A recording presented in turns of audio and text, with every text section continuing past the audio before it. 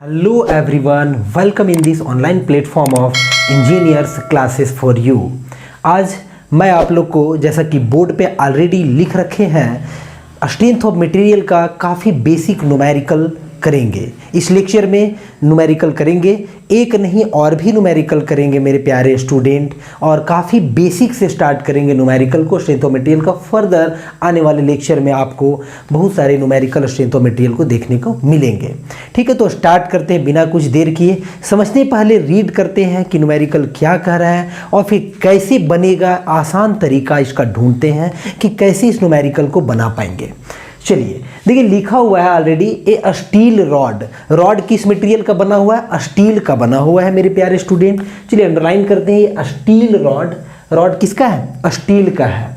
1 metre long. देखिए यहीं पे आपको क्लियरली लिखा हुआ है कि स्टील रॉड का जो लेंथ है, तो जब भी इसको करेंगे इस न्यूमेरिकल को, तो आप गिवन डेटा पहले लिखते जाएं जैसे जैसे गिवन। ठीक है, तो आप यहाँ पे देख पा रहे हैं स्टील का रॉड है और लेंथ इसका कितना है? तो length is equal to 1 metre. Length कितना है? 1 मीटर गिवन है एंड 20 mm इंटू 20 mm। देखिए अब रॉड जो है ऑब्वियस एक 20 mm इंटू 20 mm है, ये क्रॉस सेक्शन गिवन है। देखिए लिखा हुआ है इन क्रॉस सेक्शन। क्रॉस सेक्शन कितना है? 20 mm इंटू 20 mm। आप कहेंगे कि सर इसका मतलब क्रॉस सेक्शन स्क्वायर शेप का है। बिल्कुल सही समझ रहे हैं, क्रॉस सेक्शन कैसा है? स्क्वायर शेप का है, जो कि 20 mm इंटू 20 mm है। तो यहाँ से आप यदि रॉड एक कम बनाना चाहे तो रॉड कैसा होगा प्यारे स्टूडेंट? देखिए इस तरीके से कुछ हो सकता है। ये रॉड है आपका, है ना, इसको स्क्वायर बिल्कुल भी यूनिफॉर्म है कि नहीं, और ये कैसा क्रॉस सेक्शन का है? तो स्क्वायर क्रॉस सेक्शन का है, कुछ इस तरीके से दिखेगा आपको। ठीक है, ये रॉड है। इसका लेंथ कितना है? तो लेंथ गिवन है L, और L इज इक्वल टू है 1 मीटर का। ठीक है, और 20 mm इंटू 20 mm का मीनिंग क्या हुआ? देखिए ये हुआ 20 mm, ओके, और ये आपका फर्दर क्या है? 20 mm है। ये आपका क्या है? क्रॉस सेक्शन है। ये क्रॉस सेक्शन है रॉड का। ठीक है, ये आपका क्या है? रॉड है। किस चीज का रॉड है? तो स्टील रॉड है। स्टील का रॉड है जिसका क्रॉस सेक्शन स्क्वायर है, गिवन है क्वेश्चन में। चलिए आगे पढ़ते हैं। Is subjected to a tensile force. कैसा फोर्स अप्लाई किया गया है? तो टेंसाइल फोर्स अप्लाई किया गया है। आप बिल्कुल भी सभी बच्चे जानते हैं कि टेंसाइल भी फोर्स हो सकता है। टेंसाइल का मतलब पुलिंग नेचर का फोर्स, कॉम्प्रेसिव का मतलब पुशिंग नेचर का फोर्स। देखिए ये क्या होगा? ये टेंसाइल फोर्स कहलाएगा। यदि इसको कॉम्प्रेस करेंगे, पुश करेंगे, तो बिल्कुल भी कैसा नेचर का फोर्स होगा? कॉम्प्रेसिव नेचर का फोर्स होगा, पुशिंग नेचर का फोर्स होगा। तो यहाँ पे लिखा हुआ है क्लियरली कि टेंसाइल फोर्स इसमें एक्ट कर रहा है, तो पुलिंग नेचर का होगा, है ना। टेंसाइल फोर्स कितने का? तो देखिए क्लियरली लिखा हुआ है 40 किलो न्यूटन का। तो यहाँ पे आप लिख सकते हैं जो फोर्स है, फोर्स है ना, वो फोर्स इज इक्वल टू कितना है? तो 40 किलो न्यूटन। यदि आप क्रॉस सेक्शन एरिया का बात करें तो area is nothing but 20 into 20 mm square, और इज इक्वल टू कितना? 2 इंटू 2 कितना होगा? 4 होगा, यानी कि 400 mm स्क्वायर। ठीक है, यहां तक उम्मीद है कि क्लियरली आपको समझ में आ रहा होगा। Determine the elongation. देखिए क्या निकालना है? Determine the elongation of the rod. देखिए एक और भी ब्यूटीफुल सा बात यहाँ पे है, ई का वैल्यू गिवन है, और ई का वैल्यू क्या है? ई का वैल्यू गिवन है। कहने का मतलब E is nothing but it is the Young's modulus of elasticity. It is the Young's modulus of elasticity and E is the ratio of normal stress to the corresponding normal strain. Normal stress to the corresponding normal strain, E ratio होता है dear. और E material का कितना दिया हुआ है इस rod का? तो 200 GPa। GPa का मतलब है गीगा पास्कल। देखिए क्या दिया हुआ है? Giga pascal, giga pascal. ठीक है, देखिए E का वैल्यू 200 गीगा पास्कल है। अब यहाँ पे E इज इक्वल टू यदि लिखें तो कितना होगा? 200 GPa। अब 200 GPa is equal to how much? तो आप कहेंगे 200 GPa इज इक्वल टू जो होता है वो होता है 200 into 10 to the power 9 pascal. कितना होता है डियर? 200 into 10⁹ pascal. आप जानते होंगे मेगा 10⁶ होता है, गीगा 10⁹ होता है, किलो 10⁻³ होता है कि नहीं। तो यहां से पास्कल का मीनिंग होता है, पास्कल मतलब न्यूटन पर मीटर स्क्वायर, न्यूटन पर मीटर स्क्वायर। आप देखिए सारे डायमेंशंस को, यहां पे एरिया जो गिवन है आपका वो एरिया mm में है। यूनिट का बहुत बड़ा रोल होता है, आप इस बात को जरूर अच्छे से समझेंगे कि यूनिट का बहुत बड़ा रोल होता है कोई भी न्यूमेरिकल में, किसी भी सब्जेक्ट का। यहाँ पे कहीं mm में, कहीं सेंटीमीटर में, कहीं न्यूटन में, कहीं किलो न्यूटन में, कहीं मीटर में, यदि इस तरीके का आप बिल्कुल भी आपको नजर आ रहा हो डायमेंशन, तो सारे डायमेंशंस को एक टर्म में, जैसे न्यूटन तो न्यूटन में ही रहने दे, किलो न्यूटन तो पूरे न्यूमेरिकल में किलो न्यूटन में ही रखें आप, mm है तो पूरे न्यूमेरिकल में हर डेटा को, डायमेंशन वाला डेटा को mm में ही पुट करें। यदि सेंटीमीटर है तो सेंटीमीटर में ही हर एक डायमेंशन को पुट करें, मीटर तो मीटर में ही डायमेंशन को पुट करें। ये बात बहुत जरूरी है समझना। तो पास्कल का मतलब होता है न्यूटन पर मीटर स्क्वायर। देखिए ये गिवन है एरिया mm में, इसको भी mm में कन्वर्ट करते हैं। आप कहेंगे कि पास्कल, या फिर इसी को एक बार बेसिक चीजें आपको समझा देते हैं, न्यूटन पर मीटर स्क्वायर। ठीक है, न्यूटन पर मीटर स्क्वायर, इसका मीनिंग क्या हुआ कि 200 इंटू 10⁹ डिवाइडेड बाय mm में चेंज करें, newton as it is, metre square को mm में चेंज करेंगे। आप सभी लोग जानते हैं बचपन से ही कि 1 metre is nothing but 10⁻³ mm। 1 metre कितने के बराबर होता है? 10⁻³ mm। तो 10⁻³ mm मीटर स्क्वायर है, तो इस 10⁻³ से 2 बार मल्टीप्लाई करेंगे, यानी कि 10⁻³ इंटू 10⁻³। अब ये क्या हो जाएगा? तो ये हो जाएगा न्यूटन पर mm स्क्वायर। अब mm में चेंज हो गया डेटा आपका, जो गीगा पास्कल था mm में चेंज हो गया। देखिएगा यहाँ से एक ब्यूटीफुल सा रिजल्ट निकल करके आएगा। 10⁻6 हो गया, ये यहाँ से कैंसल आउट होगा, 3 बचेगा, है कि नहीं। यानी कि आप क्लियरली कहेंगे कि 200 इंटू 10⁻³ न्यूटन पर mm स्क्वायर। ये किसका वैल्यू है? This is Young's modulus of elasticity, this is Young's modulus of elasticity. आप एक बात गांठ बांध के रखिएगा, एक बिल्कुल भी ऐसा ही करके देखिएगा। 1 जो होता है 1 मेगा पास्कल, 1 मेगा पास्कल, या फिर इसको आप जरूर कॉपी में कहीं लिख लें, या फिर 1 मेगा पास्कल को क्या लिखिएगा? मेगा पास्कल है ना, तो आप मेगा को क्या लिख सकते हैं? 1 इंटू 10⁶, है कि नहीं। तो 1 मेगा पास्कल या फिर 1 मेगा न्यूटन पर मीटर स्क्वायर, कोई इशू नहीं है। 1 मेगा पास्कल बोले या 1 मेगा न्यूटन पर मीटर स्क्वायर जो होता है वो होता है 1 न्यूटन पर mm स्क्वायर के बराबर। ये जरूर याद रखें, 1 mega pascal equivalent to 1 newton पर mm स्क्वायर। सिमिलरली आप ये बात भी याद रखेंगे, एक 1 giga pascal is nothing but 10⁻³ newton पर mm स्क्वायर। जैसा कि अभी हम डायरेक्टली पुट कर सकते थे वैल्यू, लेकिन आपको बता दिया। यहाँ पे आप क्लियरली देखिए, तो 1 गीगा पास्कल जो होता है 10⁻³ न्यूटन पर mm स्क्वायर के बराबर, तो 200 गीगा पास्कल था। इसका मतलब 200 इंटू 10⁻³ न्यूटन पर mm स्क्वायर, और वही वैल्यू पुट किए हैं। मजा आ गया, समझ में आ रहा है। कुछ चीजें यूनिट से रिलेटेड बातें कर रहे हैं, कहिएगा सर यहाँ भी mm हो गया, यहाँ भी mm हो गया। ये जो किलो न्यूटन है मेरे प्यारे स्टूडेंट, वो किलो न्यूटन को भी आप न्यूटन में चेंज कर दें। आप जानते हैं 1 kilo newton is equal to, है ना, 1 kilo newton is equal to 10⁻³ newton. तो 40 में क्या होगा? 40 into 10⁻³ newton. Similarly 1 metre length है, लेंथ को भी mm में चेंज कर दें, कितना हो जाएगा? तो 10⁻³ mm हो जाएगा। सारा डेटा चेंज हो गया है, इसको आप लिख लें, इसको चूंकि मिटाएंगे अभी यहाँ से। चलिए अब जो है अब न्यूमेरिकल पे आते हैं। डायग्राम भी आपको बता ही दिए हैं, बना ही दिए हैं, गीगा पास्कल पढ़ते हैं, सारा चीज हो गया। गिवन डेटा, एलोंगेशन निकालना है। एलोंगेशन का मतलब आप कहेंगे कि सर क्वेश्चन में एलोंगेशन दिया, क्या कभी कॉन्ट्रैक्शन भी होगा? बिल्कुल भी होगा, बिल्कुल भी होगा स्टूडेंट।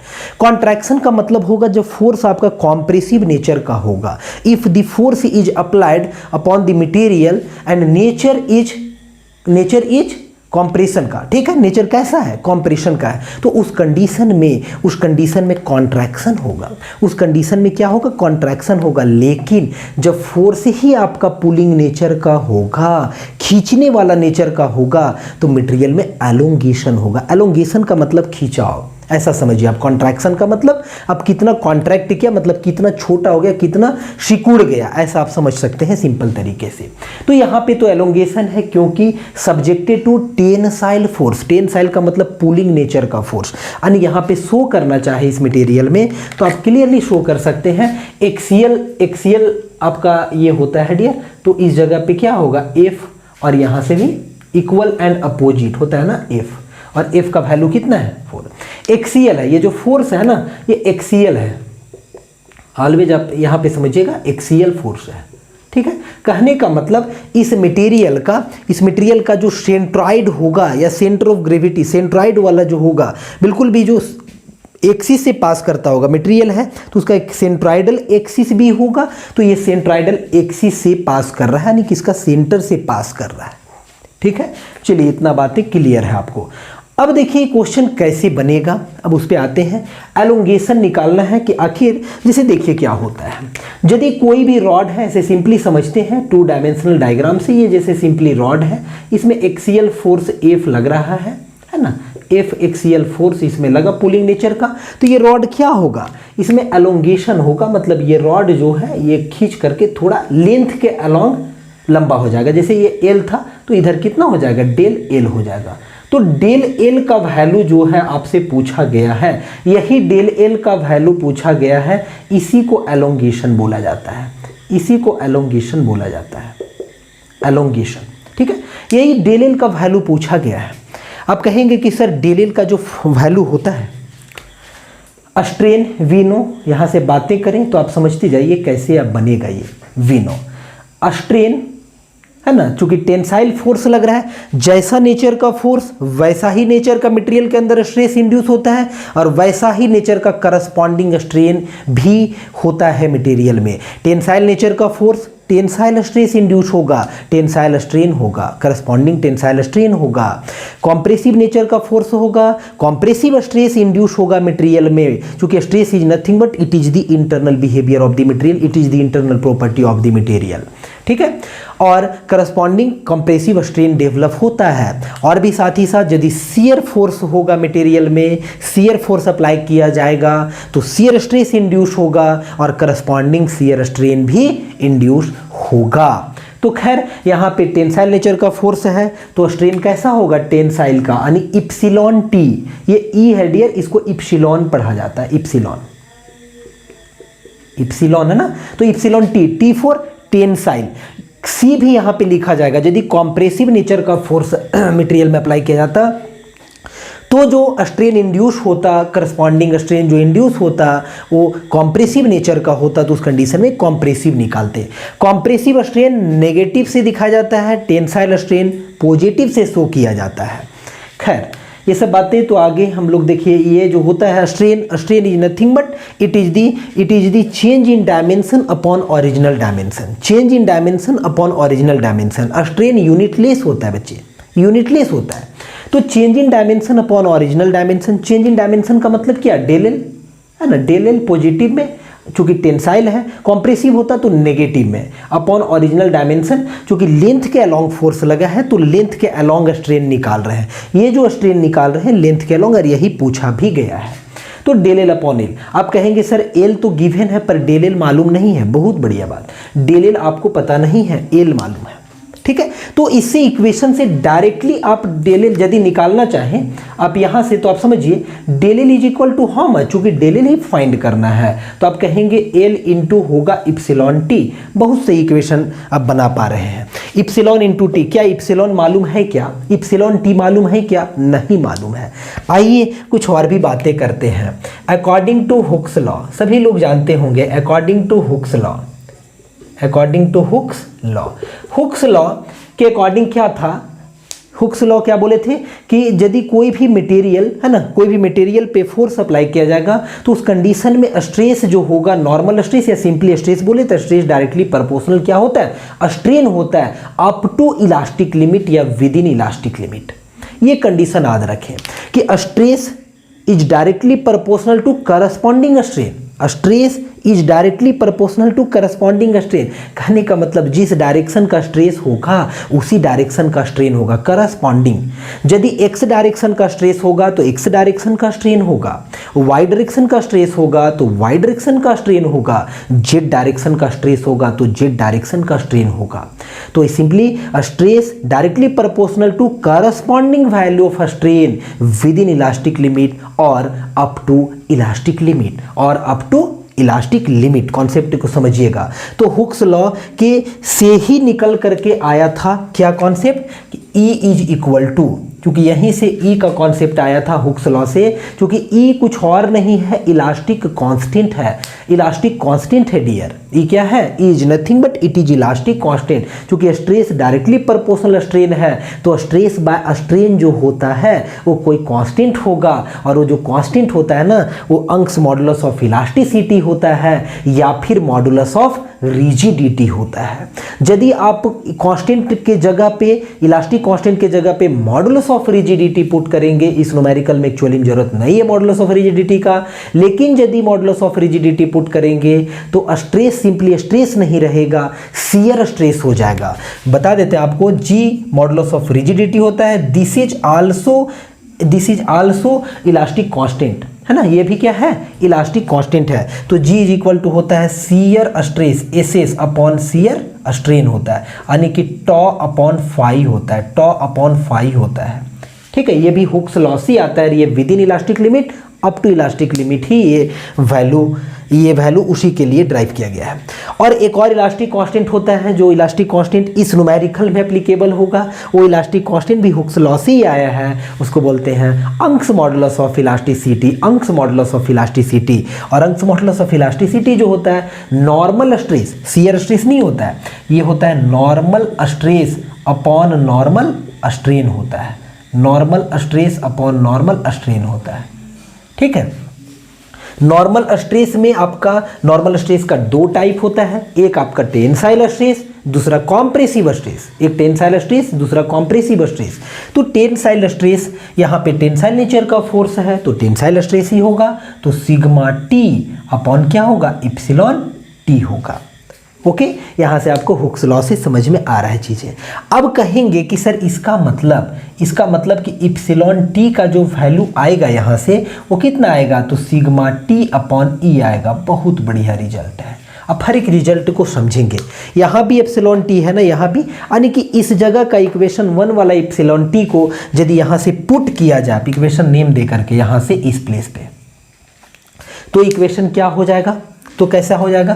तो आप कहेंगे L इंटू इप्सिलॉन टी के जगह पे क्या लिखेंगे? सिग्मा टी अपॉन ई। देखिए ये किसका वैल्यू है? तो ये डेल एल का ही वैल्यू है, एलोंगेशन का ही वैल्यू है। अब आप कहेंगे एल मालूम है सर, ई मालूम है, क्या इप्सिलॉन टी यानी कि टेंसाइल स्ट्रेस मालूम है क्या प्यारे? क्या टेंसाइल स्ट्रेस मालूम है क्या? नहीं मालूम है। तो टेंसाइल स्ट्रेस कैसे निकलेगा? जरा ये चीज़ों को समझते हैं। चलिए इसको इतना तो मिटा सकते हैं ना, यहाँ से ये आया है, क्लियरली आपको समझ में आ रहा है। हुक्स लॉ वगैरह आप प्रीवियस लेक्चर से आप चीज़ों को समझेंगे, आप देखेंगे।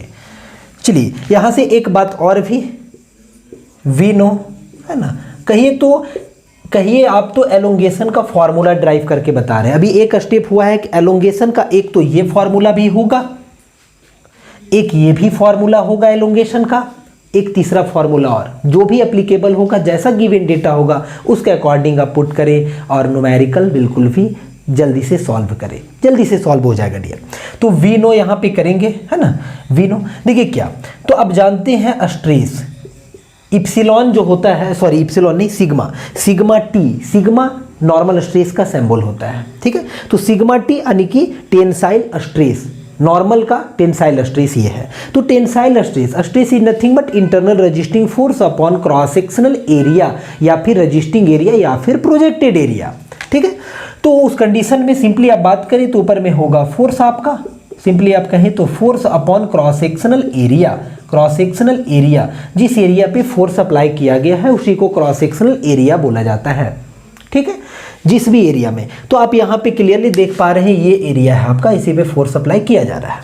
तो यहाँ से फोर्स का वैल्यू कितना होगा, तो फोर्स का वैल्यू मान लीजिए कि फोर्स को F के टर्म में डिनोट किए या फिर फोर्स को P के टर्म में डिनोट करें। सपोज कीजिए कि यहाँ पे ये सब चीज़ों को ना P के टर्म में, चूंकि सोम के अंदर में जो है प्यारे वो P से ही डिनोट किया जाता है। जनरली फोर्स को किससे डिनोट करते हैं, P से। अब कहेंगे सर F पहले लिखे थे, क्या F रह जाता तो कोई दिक्कत था क्या, नोटेशन ही तो है, F की जगह X रह जाता, हम लिख देते X यहाँ पे जो है फोर्स को डिनोट कर रहा है। बिल्कुल भी गलत नहीं होगा, बिल्कुल भी गलत नहीं होगा, एक प्रॉपर नोटेशन है, लेकिन P जो है फोर्स के लिए यहाँ पे यूज किया नोटेशन। तो P divided by cross sectional area, cross sectional area को मान लीजिए A लिख दिए, क्लियर। यानी कि ये जो है this is your cross sectional area A, this is your cross sectional area A, okay, यानी P अपॉन A। तो अब यहाँ से देखिए कि क्या ब्यूटीफुल सा बात निकल करके आ रहा है सामने। समझिए चीज़ों को अच्छे से, इक्वेशन का नेमिंग आप दे सकते हैं। देखिए del L is equal to how much, आप कहेंगे डेल एल का ये फॉर्मूला ये, और एक और क्या एल, इसके जगह पे जो है ये वाला वैल्यू पुट करेंगे, क्योंकि सिग्मा टी का ही तो वैल्यू है P अपॉन A प्यारे। तो P लिखेंगे, डिवाइडेड में क्या लिखेंगे, E तो पहले से ही है, अपॉन क्या होगा, A होगा। अब इसको और भी अच्छे से लिखें तो देखिए डेल एल का जो ब्यूटीफुल सा रिजल्ट निकल करके आ रहा है, गांठ बांध करके रख लेंगे आप सभी लोग, इसको गांठ बांधिएगा, डायरेक्टली यूज होगा। Del L is nothing but LP नहीं, थोड़ा सुंदर लगेगा, PL अपॉन AE। आप याद रखेंगे del P is nothing, sorry del L is nothing but कितना, PL upon AE, PL upon AE, del L का 3 फॉर्मूला अब देख पा रहे हैं। तो अब इस क्वेश्चन में जो है यही फॉर्मूला अप्लाई होगा, डायरेक्ट भी अप्लाई कर सकते थे, लेकिन थोड़ा आपको हम बेसिक से बता रहे हैं, समझा दिए कि फॉर्मूला कैसे आया, कैसे फॉर्मूला आखिर डिराइव हुआ है, ये बताना बहुत जरूरी था। तो डेल एल एलोंगेशन जो है PL upon A, here P is the force या लोड इसको बोल सकते हैं जो मटेरियल पे अप्लाई किया जा रहा है एक्सियली, ठीक है। L जो है वो रॉड या फिर मटेरियल का या फिर बॉडी का या फिर ऑब्जेक्ट का लेंथ है। A जो है क्रॉस सेक्शनल एरिया है। E जो है अंश मॉडुलस ऑफ इलास्टिसिटी है। अब ये अप्लीकेबल तभी होगा, इसका क्रॉस सेक्शन जो होना चाहिए चेंज नहीं होना चाहिए, सेम क्रॉस सेक्शन का।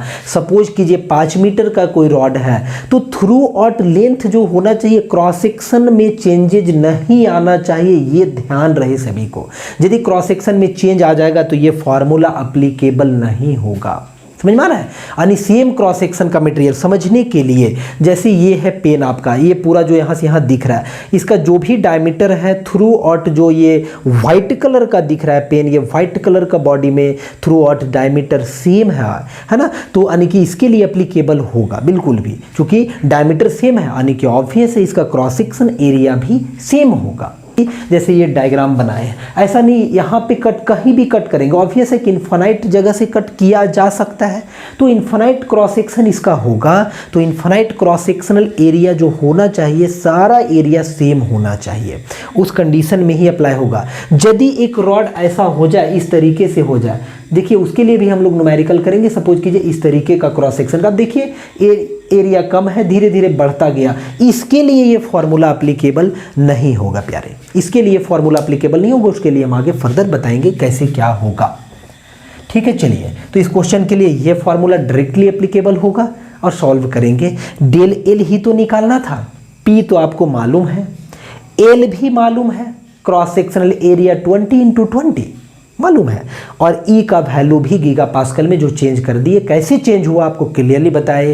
1 mega pascal is equal to 1 newton पर mm square, 1 giga pascal is equal to 10⁻³ newton पर mm स्क्वायर ड्राइव करके भी बताए। चलिए स्टूडेंट, तो इस फॉर्मूला पे पुट करते हैं और चीज़ों का आनंद लेते हैं। चलिए यहाँ पे मिटा देते हैं, समझिए कैसे हो रहा है।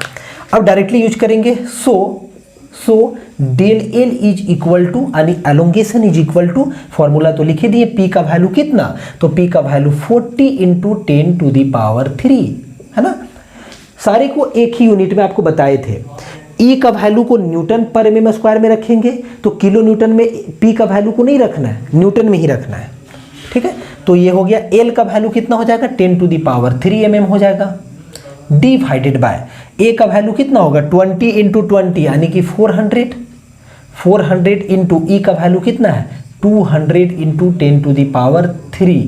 देखिए डेटा न्यूटन पर एम स्क्वायर में। अब यहाँ से देखिए आप कैंसल आउट भी हो रहा है बहुत सारा वैल्यू, 10⁻3 कैंसल आउट हो गया, 2 और 2 4 हो गया, यहाँ से ये भी आपका कैंसल आउट हो गया, यहाँ से 4 से 4 भी कैंसल आउट हो गया। आप क्लियरली देख पा रहे हैं कि 1/2 आपका लेफ्ट आउट यहाँ बच रहा है, यानी कि 0.5 mm। आप कहेंगे mm क्यों आया सर, mm क्यों आया? देखिए डियर, सारा डेटा जब mm में रहा है तो mm में ही होगा। यहाँ से समझने के लिए थोड़ा सा चीज़ों को देखिए, p का वैल्यू को आप रख दिए किस में, p का वैल्यू को रखे न्यूटन में, ओके, और l का वैल्यू को किस में रखे, mm में रखे। mm square area mm square में था और ये वैल्यू किस में था, न्यूटन पर mm स्क्वायर में था। न्यूटन से न्यूटन कैंसल आउट हो गया और साथ ही साथ आप देख पा रहे हैं कि mm स्क्वायर से mm स्क्वायर कैंसल आउट हो गया, जो बच गया वो mm बच गया, वही यूनिट है। क्लियर? तो कैसे यूनिट का कन्वर्जन या यूनिट का क्या खेल है, क्या रोल है, आप इस क्वेश्चन में देख पाए हैं। यानी इसमें आपको ये समझ में आया कि टोटल जो एलोंगेशन हुआ ओनली 0.5 mm था। कितना रॉड, 10⁻3 mm, काफ़ी नेग्लिजिबल टाइप का वैल्यू है। 10⁻3 यानी 1000 mm का रॉड जो था उसमें 40 किलो न्यूटन लोड अप्लाई करने की वजह से, टेंसाइल लोड अप्लाई करने की वजह से ओनली 0.5 mm का एलोंगेशन प्रोड्यूस हुआ, यानी इतना एलोंगेशन इसमें हुआ। प्यारे देखिए, लेक्चर जो है काफ़ी इसमें बेसिक बताने में आपको लेक्चर जो है काफ़ी बड़ा भी हो चुका है। मिलते हैं नेक्स्ट लेक्चर में ऐसे ही मज़ेदार सा। वहाँ पे कॉन्सेप्ट नहीं, आप पार्ट 1 पार्ट 2 ऐसे समझेंगे चीज़ों को, वहाँ पे कॉन्सेप्ट नहीं बताएंगे, कॉन्सेप्ट यहाँ से डायरेक्ट बता चुके हैं। तो इस ये लेक्चर को आप बिल्कुल भी अच्छे से, आप नहीं समझ में आया होगा तो 1-2 बार और भी अच्छे से देख लेंगे और डिलिल का वैल्यू को लर्न कर लेंगे, कहाँ पे अप्लाई करते हैं अभी बताए भी थे, इस चीज़ को भी आप अच्छे से समझ लेंगे। तो मिलते हैं नेक्स्ट लेक्चर में, तब तक के लिए आप बहुत खुश रहें। वीडियो यदि आपको अच्छा लगा होगा तो दोस्तों के साथ ज़रूर शेयर करें। कोई प्रॉब्लम आया होगा, कोई क्वेरी आपको लगा होगा तो कमेंट बॉक्स में जाकर कमेंट अपना ज़रूर करें डियर। चैनल को सब्सक्राइब करना बिल्कुल ना भूलें। So thank you for watching.